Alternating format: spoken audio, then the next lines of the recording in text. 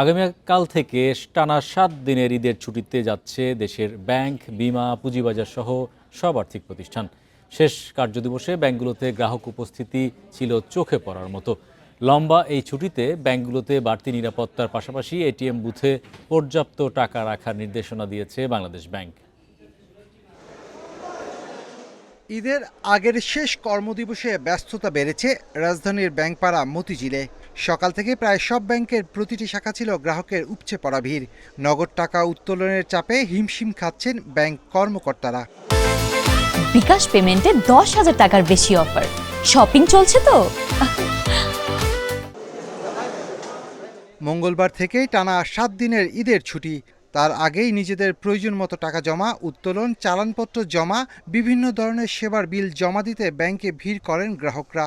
প্রয়োজন, নিজের প্রয়োজন, টাকা অল্পই নিতেছি, কিন্তু কেন তো 1 ঘন্টা ধরে লাইনে দাঁড়ায় রয়েছে। চাচ্ছি যে ক্যাশ টাকাটা আর কি সাথে থাকুক, কারণ বিপদ আপদ, বাড়িতে যাত্রা, ঈদ যাত্রা, সব কিছুর জন্য টাকাটা আসলে জরুরি। বেতন বোনাস দিব, যার কারণে আজকে শেষ দিনে এসে টাকা উঠাচ্ছি।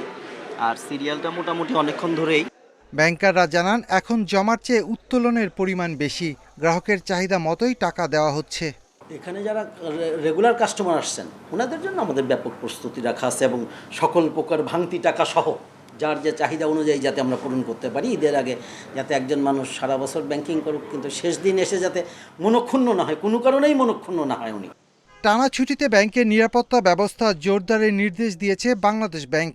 সেই সাথে বন্ধের এই সময়ে এটিএম বুথে পর্যাপ্ত টাকা রাখার নির্দেশও দিয়েছে নিয়ন্ত্রক সংস্থাটি।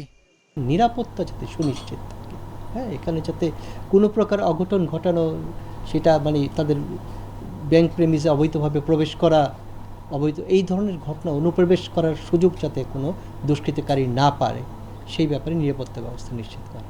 এদিকে আমদানি রপ্তানি কার্যক্রম স্বাভাবিক রাখতে এবং পোশাক খাতের কর্মীদের বেতন, বোনাস ও অন্যান্য ভাতা পরিশোধে কিছু এলাকায় ঈদের দিন ছাড়া সীমিত পরিসরে ব্যাংকের কিছু শাখা খোলা থাকবে।